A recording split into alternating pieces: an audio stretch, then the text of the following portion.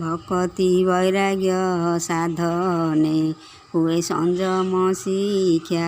ଗୁରୁଙ୍କୁ ସ୍ମରଣ ନ କଲେ ତାହା ଦୁଃଖରେ ଲେଖା।